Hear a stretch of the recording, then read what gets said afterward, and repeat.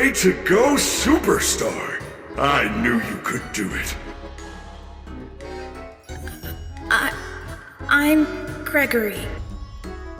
There is nothing to be scared of. You can do it.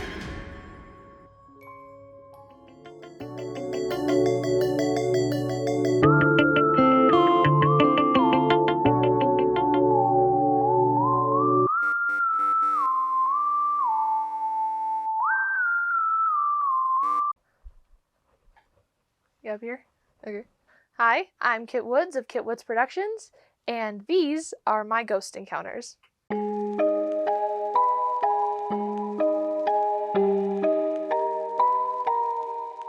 My funniest ghost story? Oh, okay, I gotcha. So it doesn't start out as like one of those stereotypical ones where it's like it was a dark and stormy night. It was actually a very nice day in the middle of the day. I was sitting on the couch in my living room, and how my house looked at the time was like there was a little entranceway, you go up the stairs and there's a living room. So I'm sitting up in this living room and I'm playing video games, and my dad was like, hey, I'm gonna go outside and go toss the trash. I'm like, okay, I'll be here. Still like kicking it in Mario Kart. I was just playing Mario Kart. I didn't move from the couch. It normally takes him like 5 minutes, not even, to toss the trash. It doesn't take very long. And I'm just sitting there, and then suddenly I hear a loud like banging on the door behind me. Where our couch was, you could like look off to the side and see where the entryway was. So I heard this loud banging where our front door was, and I went, what the heck? I look up and I see it's my dad yanking on the screen door. Like he's like putting his all into it, and I'm like, why are you being so dramatic? I go down there and the door is locked. You have to, it's even a little bit of a struggle to lock it. It's not easy to lock that screen door. So I get down there and I struggle to unlock it, and I'm like, why'd you lock it? And he's like, I didn't. Why did you lock the door? And I'm like, I didn't lock the door. I've been staying up here the entire time. And he still to this day thinks that I locked the door behind him when I never got off the couch.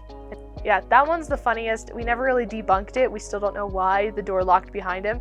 It wasn't universally known for like just falling into the lock. Like it never accidentally locked itself. It just, I mean, it would get stuck every once in a while, but nothing like that. It just takes a little bit of pressure and it would like open when it was unlocked. When it's locked, it's a strong door too. That's why he couldn't open it. So to this day, he still thinks that I'm the one who locked the door.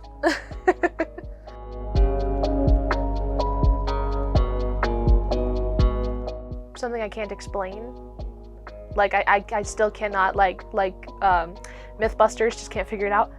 Okay, yeah, easy. My friends and I were like just hanging out and we're like, hey, we really want to go ghost hunting in this park.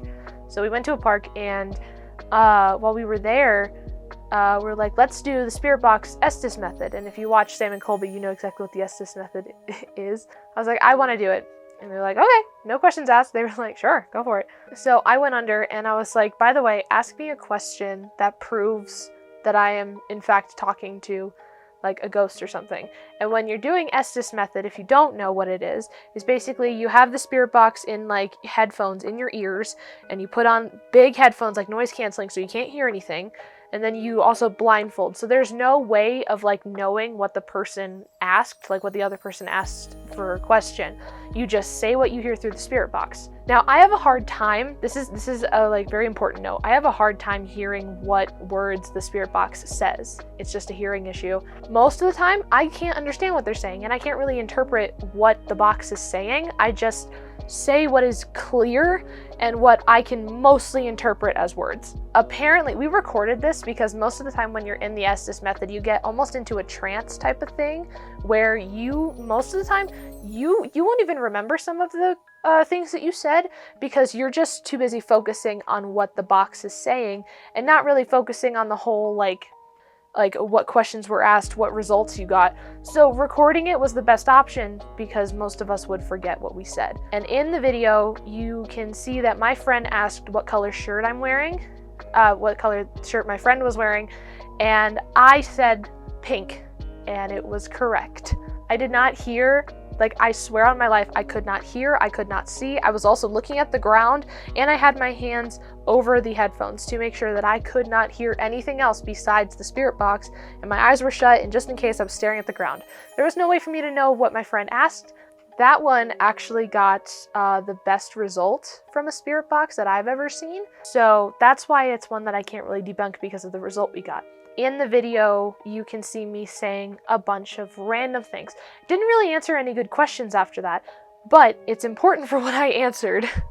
I'm pretty sure I said a ton of numbers, and I said yellow. I think I said moving. I don't entirely remember, this is why it's on camera, but I said a bunch of things. It ended up adding up to what sounded like a school bus accident. So we looked it up and we found out near that area there was in fact a school bus accident, and I said a lot of numbers, which is really important. I said a lot of numbers. I think I said the number 9, the number 7, and the number 13 or 12, something around there. But it was in 2007, and there was a little kid, which was heartbreaking to read. Because that you never really want to hear something like that. You never really want to hear, oh my god, there was a school bus accident here where a kid, like, you know, that's horrible. That is absolutely horrible to hear. And it was really crazy to know that the spirit box told me a bunch of details for that.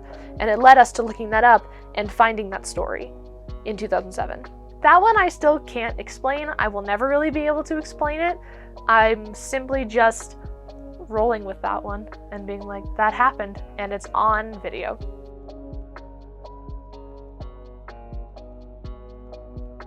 Oh, definitely, 100%.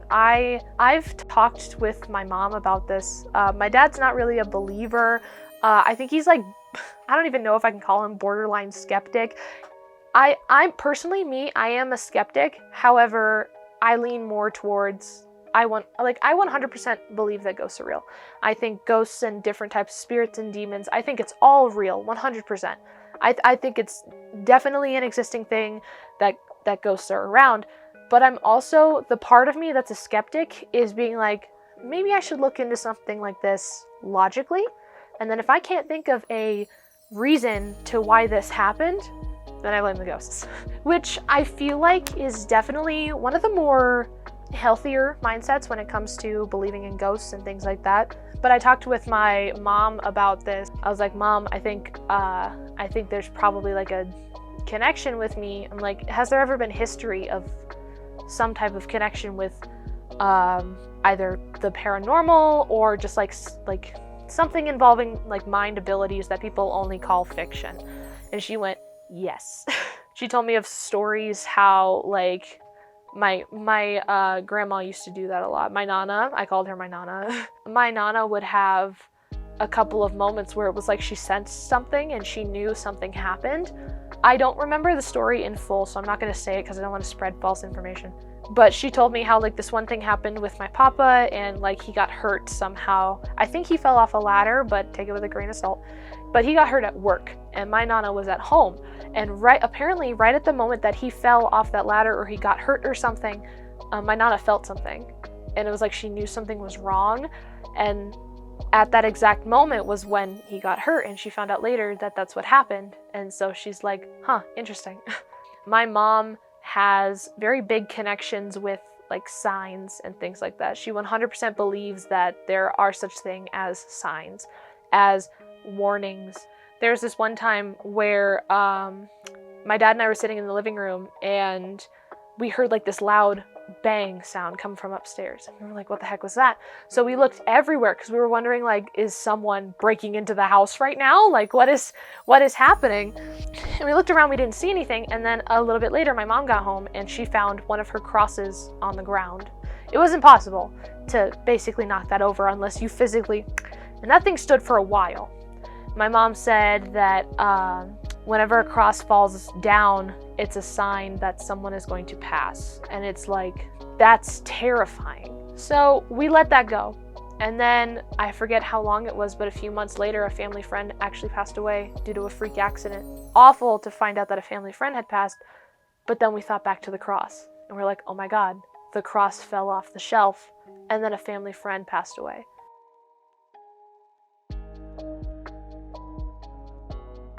Oh yeah, 100%. There's actually a very big story that I tell a lot of my friends who are also really big into like the spooky stuff and Halloween and stuff. I'm like, guys, you do know that I talked to a ghost at one point, like one-on-one, right?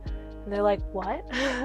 My big story that I tell all the time to people who are like iffy on mediums and people who can have a connection to ghosts through their mind, whenever they're skeptical on that, I tell them my personal experience and why I think that traits of mediums and like, I don't want to say psychic, those types of abilities are definitely passed down in my family because of my nana, my mother, and now me. So quick backtrack, the house that my family and I lived in at one point, the previous owner, we'll call her Abby, Abby didn't like my family. There's a couple things lost in translation when it came to her selling the house to my family, and she did not like us. So I found that out later.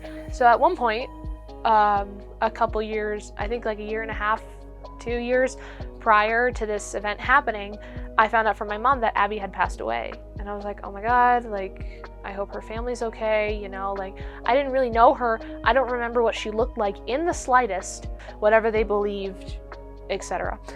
So I found out that Abby passed away, and then about a year and a half, 2 years later, I was sitting in my room, just on my bed, just doing something, and I had the TV running, and then I got this overwhelming feeling that there was someone standing in my room. And I'm a pretty paranoid person, I'll be totally honest with you. I'm that type of person who like checks around everything to be like, I feel like I'm being watched all the time, but this feeling was just like intense. And so I closed my eyes, and there was this thing that I did a lot whenever I went ghost hunting, and it was closing my eyes, visualizing the room that I'm in, and letting my brain figure out what's in the room with us. So I did that very thing. I sat in my room, closed my eyes, and focused. I visualized my entire room in the exact state, detail to detail, and I saw a shorter woman standing in the corner of my room. My heart started getting really fast, like, and I have heart problems, but it started getting really fast, and while I was realizing that my heart was going faster, I saw the woman get closer and closer. I saw her getting closer and closer to me, and I was like, okay, this is clearly Abby. I'm like, this is Abby. I gotta say something, because I know she doesn't like my family. So I said, Abby, I know what people have told you. We're not bad people, and I'm like, Abby, we are a nice family. We are hoping that we're treating your house with respect, and we appreciate it every day. I'm like, Abby, because we don't want you to be upset with us anymore. We want you to be free from all of this. And so I was like, can we make peace with it? And then I was still thinking of her, and then my heart started to slow down. She started to back away. And then when she got all the way to the back, I said, thank you, Abby. It was a pleasure knowing you and being able to say this. Now be free, please. And guess what? That feeling went away. I couldn't see her anymore. And she never did anything in our house ever again. We would always make jokes in my house where if like something fell or we heard a weird noise or the light would flicker, we would be like, oh, that's Abby just messing with us. But I have a feeling sometimes that was actually her. So saying that, nothing really weird has happened since. No lights are flickering, there's no weird random sounds, there's nothing falling off of things, like, it was fine.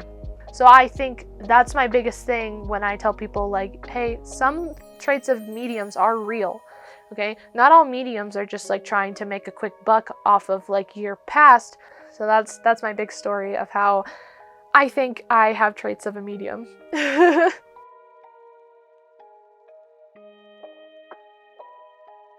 My scariest ghost hunting trip, one immediately comes to mind. So, fun fact about me, one thing that I will absolutely never touch, I've used this once, and I don't like touching it. I have one simply because I like the look of it, is an Ouija board. I don't like using Ouija boards. I don't like using them in my house or friends' houses. I don't want to use that anywhere. I want to use it in a place that maybe I frequent, but like away from my personal dwellings.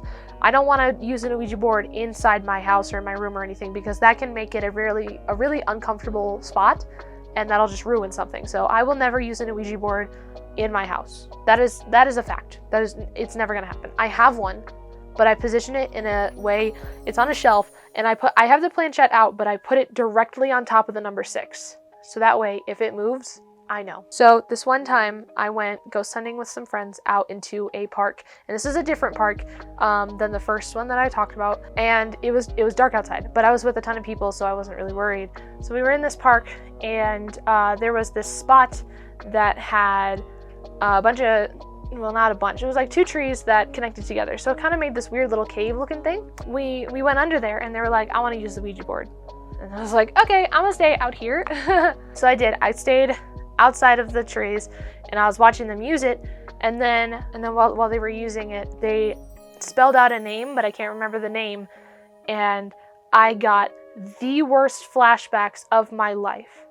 I had like crystal clear images of a very traumatic event that happened to me, and it hurt me so much that I started sobbing. And my friend came over to me, and they're like, it's okay, you're fine, it's okay, hey guys, like, wrap it up. They were telling my friends to wrap it up, like, we can't keep doing this, whoever it is like really going for Kit right now, we gotta stop. They said goodbye, and I calmed down, but I was distraught. I didn't know what the heck was going on. It was almost like I blacked out for a minute, because all I could see was these images of a really traumatic event that happened to me. It was a nightmare. It was awful. Now, the reason that this one is honestly one of the scariest nights was not just because of that, was because after we had put it away, we were sitting in a different area of this park, and we looked to our left, back towards where the trees was. It wasn't the same tree, but it was closer to it. And we look, and we see this person just walking in circles around the tree. And I have footage of it. It's really blurry, because as usual, I swear every time somebody gets a video of a ghost, it's like really bad quality, but I mean, it's a phenomenon. I don't know what it is. So there's this person just doing circles and circles around this one tree, and we were so freaked out, and we were like, do we need to leave? Like, what do we do? We didn't know what was happening. So we're just sitting there watching this person, and then it went on for like a solid 10 minutes. This person was just doing circles around this tree, and we were very nervous. I wouldn't say scared. We were just like kind of freaked out a little bit. And then at one point we looked away. We were like, it's probably just some random guy. We looked back, and he's just gone. We looked away for 2 seconds. It was like he was hiding behind the tree, and we were like, is he hiding behind the tree or something? Did he walk away? It's hard to walk away without being noticed that in that area, because there was a big street light that illuminated the entire sidewalk.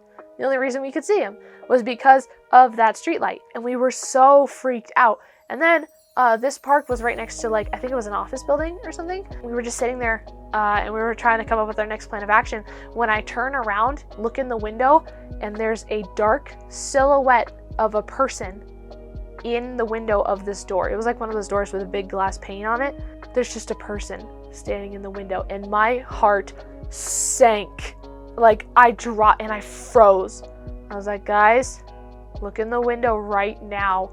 They all looked, and we all froze. There was 4 of us, and we're staring at this silhouette, and it's not moving. So one of the friends got closer. They're like, I want to see what this is. I want to see if this is a person or if I'm just like freaking out or something. And when they go up, they're like, guys, there's nothing here, but I'm still staring right at it. Okay? I'm still looking directly at this silhouette. I walk around the corner, and it's gone. I come back, and it's gone. So there was something in the window, and I couldn't tell if it was a person. We tried shining a light, but phone flashlights aren't really good for pinpointing, directly on there. So it was gone. We didn't know what it was. There was nobody in the building. This was late at night, so we're like, who was that? That time was probably one of the scariest ghost hunting trips I've ever had. It was scary too, man. Oh my God.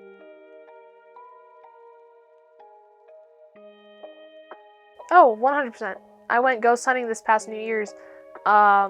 Because that's just what I really wanted, and I got lucky and scored a famously haunted hotel to stay in that night. So a bunch of friends and I went to this hotel to celebrate New Year's, but before the ball dropped and everything, I was like, look, I got a spirit box, and my lovely friend got me an EMF reader for Christmas. And I was like, yes, I'm getting more ghost hunting equipment. I was so happy. So I was like, okay, we got more stuff. We got a spirit box and we got an EMF reader. It's like, let's do this. At one point I tried to go on my own, but then a friend of mine tagged along and was like, no, I want to go with you. And I was like, okay. So we went ghost hunting in this hotel, and we went like deep into their parking garage too. They had like it's advertised as 3 levels, but if you were to walk, you could go down like 6 levels. That ghost hunting was a lot of fun. We did the spirit box a lot there, and of course we used the EMF reader. No, that hotel was awesome, and like 100% I would want to go ghost hunting there again. It was great.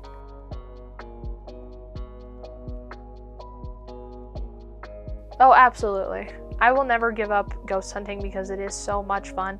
I admire people like Sam and Colby, Call Me Chris, Selena Spooky Boo, people like that whenever they all like come together, especially Selena and Chris. I love how Sam and Colby have all the equipment, and they're very like open-minded. I can see how they're like, sometimes they jump to it was a ghost, but a couple times they will go like logically be like, okay, was it this, was it this? I really admire Call Me Chris and Selena Spooky Boo because they also have like the mind tricks, and like they also have some sort of connection to that sort of like mind space and things like that. Especially Selena. I love hearing like how Selena had a dream and like it comes to fruition, because I've done that too. Actually, I've done that too. I've had dreams that predicted the future. It was nothing crazy, but I have done that quite a few times. It's almost like deja vu, but I 100% had a dream that predicted it. And that's crazy to me, that ability. And it's cool to know that there are other people who also like do that, and who are also able to see things like that, and they can see into another like space, into another plane of existence. It's crazy. So Sam and Colby, Call Me Chris, and Selena Spooky Boo, if you're watching this, I love you. No, they're awesome. I would love to go on a ghost hunting trip with all 4 of them, because that would be amazing. I have a feeling it would be so eventful. There would be so much stuff that happened because I also have like abilities to see that sort of thing. So I would want to use that, and then it would be so much fun. Okay, I just dream of mine right there. Just like a pedestal of what I'm trying to get to. I'm Kit Woods of Kit Woods Productions, and this has been my ghost encounters. I do it right? Okay, cool. Awesome. Hey kiddos, how's it going? Wow, I'm saying that a little late, aren't I? I hope you guys enjoyed this video. This was just a fun little thing that I wanted to do. I've always wanted to do some sort of interview like this, and I thought it was a good idea to tell some ghost stories because I have plenty of them, and I'm probably going to have more in the future. But I hope you guys enjoyed me telling my ghost encounters interview style. I'm pretty happy with how this layout looks, and I cannot wait to edit it because at this moment I haven't edited yet, obviously. I'm excited to see the final product, and yeah. If you paid attention to the trailer at the beginning of this video, then you know that this month's cosplay is Gregory from Five Nights at Freddy's Security Breach. I had so much fun filming those videos, and this was a big improvement from my past Gregory, which was December of 22. So he's like a year and a half old at this rate, and I was like, you know what, he's got to come back, and now that I have the short brown hair, I got this. So there you have it. You're gonna get a lot of Gregory content on my other social medias as well. I've been posting my TikToks and like my cosplay shorts on here a lot, and you guys seem to really like them, so I'm gonna keep posting those on here. FYI, I have a lot of Gregory videos on file at this point when I'm recording this, so you're gonna get a lot of them on a lot of days. There's plenty of them. This upcoming month is actually my birthday month. I'm very excited, so I'm trying to decide if the next video is going to be another birthday vlog or not. We're gonna find out, but you'll still see some stuff. You'll see some footage. If you guys enjoyed this video, please leave a like and go ahead and hit subscribe. If you want to see more, it's completely optional. I'm not begging you to do it. If you like the video, then like the video. If you want to see more content, then hit subscribe. That's it. It's that simple. To keep up with all of the Gregory content that's coming out and the previous Bill Cipher content, you can go ahead and follow me on all of my other social medias, TikTok, Instagram, and here on YouTube Shorts, all at Kitwoods Productions. Seriously, I've been coming out with a lot of content lately, so there's plenty to watch every day. And a big old thank you to Stoplight the bird for being my interviewer. Thank you, baby. Yes, his name is Stoplight. You can question me later. I love him. And remember, kiddos, drink your water, eat your meals, get some good sleep, and I will see you in the next one. Take care of yourselves. Mwah! I love you! I was up on a director's chair. That was really hard to get, like, on and off of. Freaking did it. All right. Let's film this trailer now. Hooray!